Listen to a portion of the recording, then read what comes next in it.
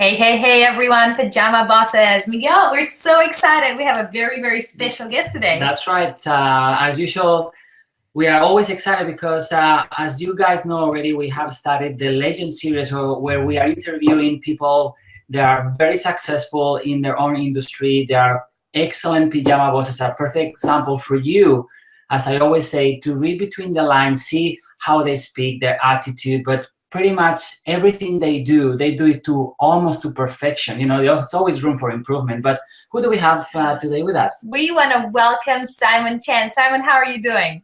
I'm awesome, doing great. Haha, here he is, Simon, right there in Los Angeles. And I want to first just say a few words about Simon.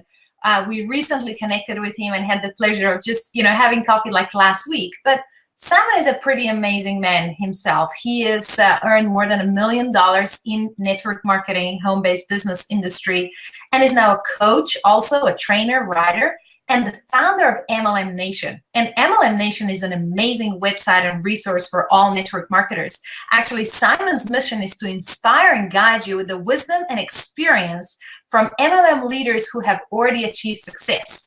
And earlier today, Simon said, the reason he chose network marketing and home-based business industry is because he believes that his purpose is to have a positive impact in as many lives as possible. So welcome, welcome, Simon. We're so great to have you here. Thank you so much. And it's an honor to be sharing. So thank you very much. It's a privilege and honor. And whatever I can do to help the audiences and the fans of Pajama Bosses, I'll be happy to. So, Simon, let's start with a few questions, simple ones, as we always do. What gave you the motivation to become a pajama boss? What is it that got you started in network marketing? Well, it's funny you asked me that question because if you asked me right out of college, I would have never wanted to be in network marketing. And I actually got a very low-paying job, but it was a dream job. And I was a huge basketball fan. Just to let you know how big a basketball and sports, I was a huge sports fan, but in particular basketball. I played basketball in college, and I played for a lot of different teams. And I was such a big fan that I knew every player at the NBA. Okay, so if you show me the face, I'll actually tell them. I could tell you what the name was, what college they went to. I can know all the stats right off the. So I ended up working at the NBA. So that was a good dream job. So I worked there. I loved it. There were times where almost over 13 nights I actually slept at work. I loved it so much because I actually had a long commute. I'll wake up. My whole routine was wake up at 5:30 in the morning, go for my 3-mile run, and then I would take like a man shower. A man shower, like, ladies, you probably don't understand this, but man showers, guys, we can get in the shower in 2 minutes, in and out, right out there, right? So I could be at 6:15, I could be on the freeway to beat traffic because every minute was so precious. And I'll get to work at 7, I'll eat my breakfast there, go read some news, and I'll work until 6 p.m. And sometimes I'll be so tired, I'll go across the street. There was like a Holiday Inn there, and I would just pretend to read the newspaper and close my eyes, pretend to, wait for a guest and fall asleep, take a 20-minute nap, and then just go work. But I love my job. And sometimes late nights, I didn't want to do the commute. I just had a sleeping bag. I'll just sleep in the conference room. Then I did that for about 6 years. And then what really changed, I got a lucky break. I became good friends with the first Chinese player to make it to the NBA. And it's just like if you work hard enough, like people talk about luck is hard work meets opportunity. And he asked me one day to leave the NBA to work for him. And I was like, wow. So I actually was a sports agent. I was an NBA agent for a couple of months. That's why I was born and raised in New York. I came out to LA to work for him. And very quickly, I realized that we actually joined on with a bigger agency.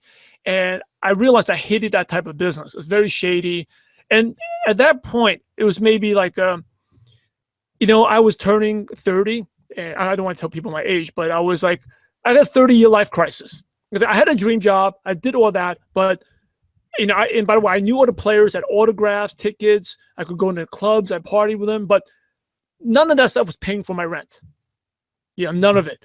And I said, maybe, what am I doing with my life?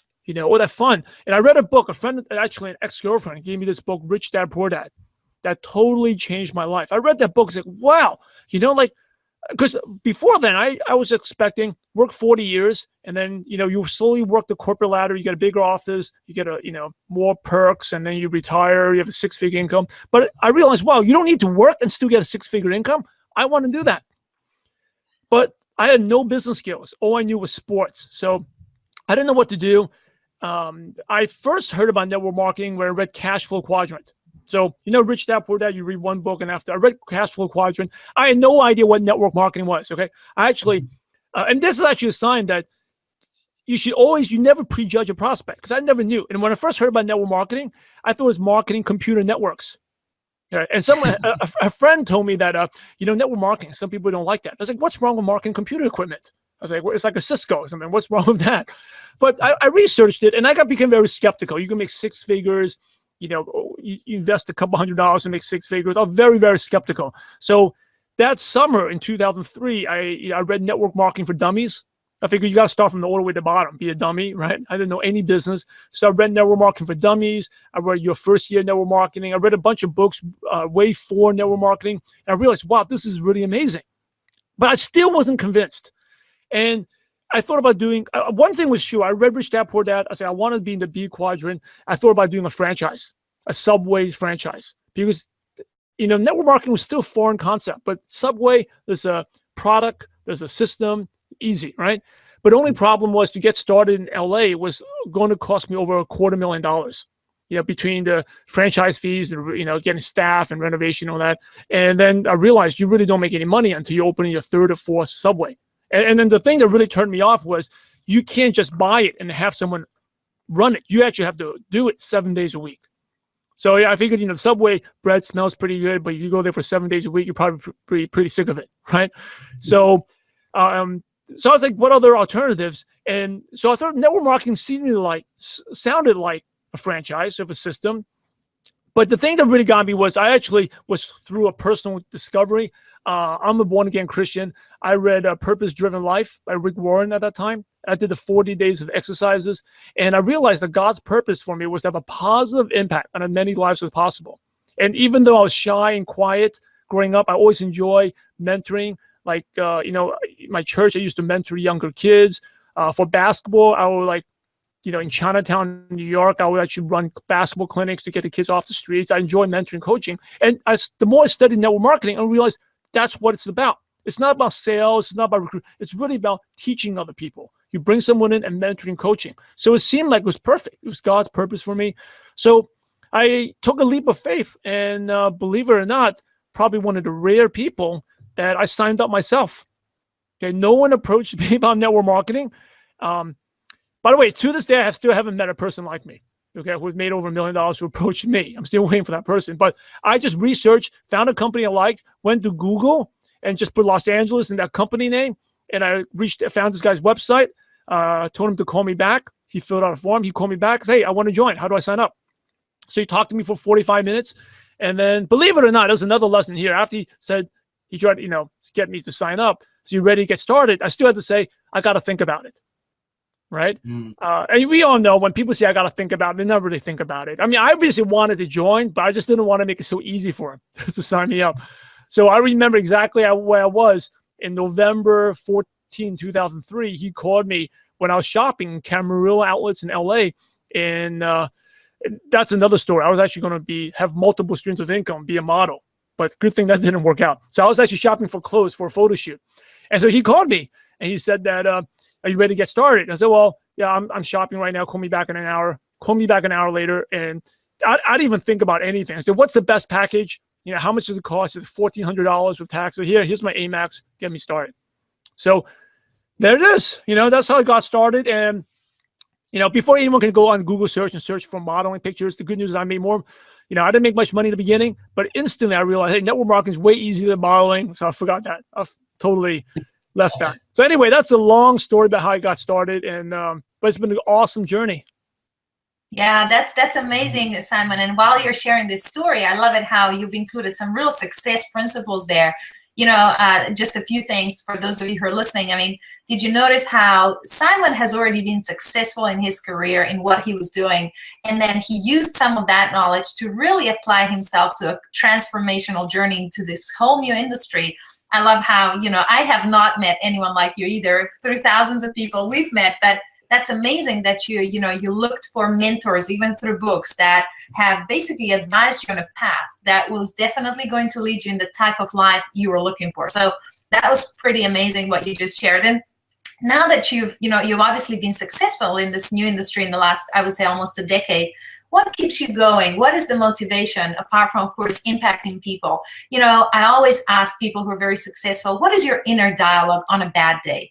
When you're not having a great day, not everything is going to plan in your business, in your life. What is your inner dialogue, and what keeps you motivated on that day? You know, that is such a fitting question, because like the last couple of days, I've been having like negative. I think that's the number one thing that, and I posted on my fan page. It's like, and I like to write a lot. When you introduce me as a writer, I like to come up with quotes of things, share. It's like the most important task everyone, not just in MLM, but everyone in life needs to do, is to protect your self-confidence, right? And so you may go to the training event, be excited, motivated, but you come home, like real life hits you. And, you know, my kids may not behave, you know, they may spill stuff, they make a mess, you know, computers break down, all types of things can happen, right? Things that you expect, sales that you're expecting don't happen. And it's very easy to get negative, and you have to protect that. And I think a lot of it is just having the vision.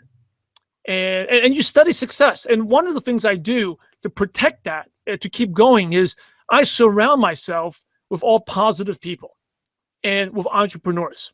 And sometimes there's people in my life that are not entrepreneurs, but they're positive. They're good at what they do, right? And you realize that, you know, someone says, oh, you're so positive, you know, just get real. I mean, like, it's so fake, whatever. But I asked them, like, have you ever met anyone who's negative who's successful? I don't know about you. I've never met anyone who's negative that's successful. Positivity doesn't guarantee you success, but negativity guarantees you will fail, because it doesn't matter what industry you are, what you're doing, you can't be successful. So reading a lot, self-development. As you can see from my bookcase, I read a lot. I actually read on my iPad a lot now, whether from books, blogs. I'm in mastermind groups. You know, every year we invest over like 60, 70 grand in self-development. And it's the people you spend time with. And it's very easy if you don't do that. You know, like, we're surrounded by negativity, the news, everything. People like to gossip, talk about that. So you really have to protect that self-confidence. And the important thing is everything counts. Everything. Do people say, like, doesn't have an impact on you? Like, of course it has an impact on you, right? Someone says, like, you know, watching TV doesn't really impact me. I'm going to positive. And that's total BS, because, you know, if TV didn't have an impact on you, there'd be no such thing as advertising, right? That's right.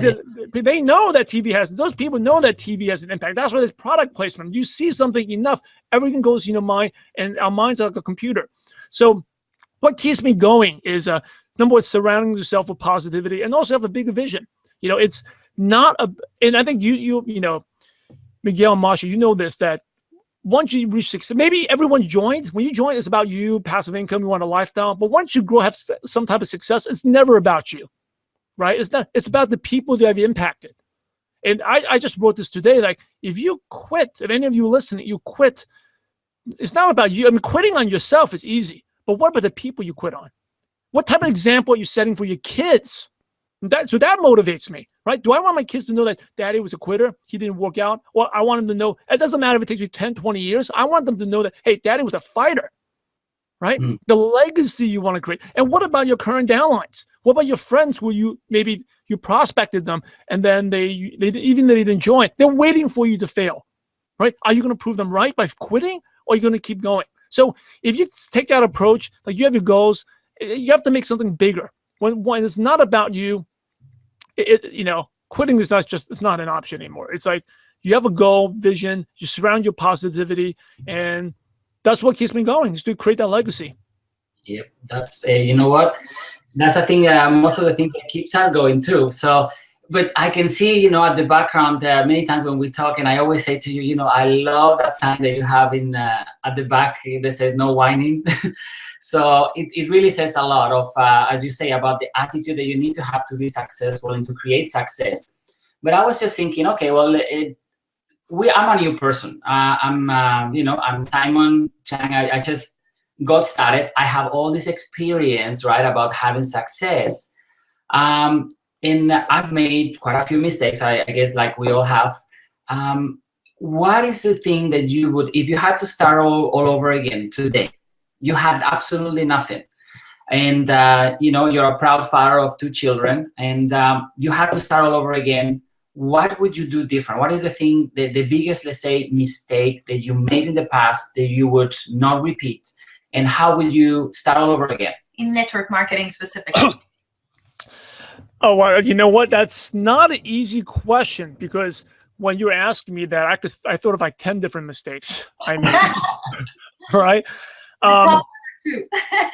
Well, I didn't make any money in my first 2.5 months. I made zero. But we had order ships going, and I spent over $2,000 before I even made $100. I think the number one mistake I made, I think that sabotages most new distributors, is not contacting your list as quickly as possible, right? Prejudging your list. And I call this my 5 deadly mistakes. Like only talking to people who you think will join the business. Prejudging the people. Only talking to your close friends. The ones that you think will join, most of the time won't join. Your close friends and family turn out to be the most negative, right? I try to convince everyone to join by talking too much. Then you sound like a salesperson, not using tools. I thought I had to practice these scripts, practice a presentation, be a professional speaker. I bought books about how to be a better presenter. That actually turns people off because it's not keeping the business simple. The key to success is simplicity and using a system, whether using a tool. And so that's what I would do. And I think the other thing would be, consistency. I would do it on I think a lot of people, maybe you may hit a nerve if I share this. I would do it do the business on a Monday, and then do a little bit on a Tuesday maybe, and then Wednesday, Thursday, maybe listen to the training call, and then Friday's the weekend, Saturday's the weekend, you don't do much, right? And then Sunday you have to go to work, you hit your job, and I felt guilty, I'll do a little bit more. And then, so it's not this business built every single day. That you don't need to do 3-4 hours at one time, but bits and pieces, 15 minutes here, 30 minutes here, like during a lunch break. I actually did, talk about success. It's like finding bits and pieces every time. One of my top leaders during a lunch break will make 15, 20-minute phone calls, right? During breaks. Lunch hour, either 10 minutes at his lunch, go out in the parking lot, and make phone calls. For me, in the middle of a basketball game, while I was recruiting, during the end of the first quarter, I'll go to the tunnel, make a couple phone calls, follow up phone calls.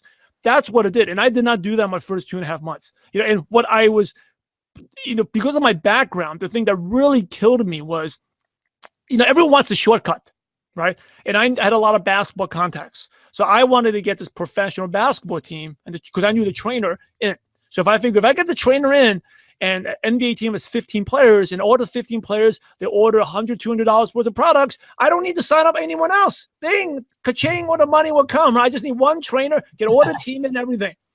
But I don't, then that's, a lot of people make that mistake. If I get this one doctor in, if I get this one gym in, the business, because what ends up happening, I met the trainer one time, and he's so busy, it would take like another 2-3 weeks, a month, until I get a follow-up call. This business is built on everyday people who are hungry. Average person, regular people who are hungry for opportunity. So that's what my advice was. I mean, I just probably share like 7-8 mistakes there, but it's consistency and talking to as many people and not prejudging them. Yes, and you know what? When you were mentioning about making those phone calls whenever you had the time, that's exactly one of the things that Masha and I did when we started. We both had full-time jobs, and basically when one was not working, the other one was making those phone calls in break, when you were at work in one of your breaks. And like, for example, myself, I would make that phone call, and we put that person in touch with Masha that was at home at that time. So as you're saying, I think the beauty about this industry is that you can do it from anywhere, anytime. If you have 5-10 minutes, you need to focus yourself, and always try to find that little thing that you can do extra that day that will make a difference long term. So I couldn't agree more with you, Simon. Absolutely. I mean, those are some really key things that you've just shared. And what I want to go is a little deeper, because I know that even though you perhaps after 2.5 months, you're starting to do all those things, you're implementing some consistency, you're implementing some persistency and so on, probably for quite a while, things didn't still quite take off overnight. So what was kind of one of your biggest breakthroughs? Was there kind of an overtime realization that you can share where you said, oh, this is it, I've got it, and then your team really started to duplicate and build? Is there anything like that you experienced? Well, there, and we'll talk about within, like I said, I didn't make any money for the first 2.5 months. And then I started making $100. Okay. The key was, I'll share 3 tips. Number 1 was the consistency. I listened to this training call. The only thing that saved me in my first 2 months or so was I was attending, and we didn't even, so we had a global, like a nationwide team. So we didn't have any local meetings, but we had teleconferences. So the thing that saved me was I would download, and I was too lazy to listen to the live teleconferences, but I'll download them. And I remember driving, I was visiting New York where my parents live, and listening, I burned it to a CD. This is way before the iPod. I was listening to it, and this guy was saying that if you want to be successful, you got to do it every single day. You can't do it on a Monday, Thursday, Saturday. It doesn't work. And I remember, like, I felt that even though he was speaking it, he was talking directly at me. And I remember I was pulling on the driveway. It was like really cold, below 0 Celsius. I rewound it and listened to it over and over again. I was like, wow. So I read Network Marketing for Dummies. I read all this book. This business works, but that's the reason why I'm not successful. I'm just going to go do it. I hate prospecting. I'm just going to do it. So I just started doing in January 1st. I actually couldn't even wait for January 1st because I was so angry at myself that I invested all this money, made no money. On December 28th, I started making some phone calls. And I was terrible. I was actually in New York City. I was in my parents' house. I'll close the door in my den because I didn't want my mom. I had my computer. This is before the Wi-Fi wasn't as powerful. So I had the contact info. I would look at the contact info, run back in the den, close the door, make a couple phone calls, then run back out. My mom's like, what the heck are you doing? And I was like, oh, don't worry, Mom. There's nothing. Don't worry about it. She's like, what's my son doing? Because I was like, embarrassed to tell my mom I was in MLM, right? But I started doing that. And my first week, the phone calls were terrible. But, it's just daily consistency. I did it every single day.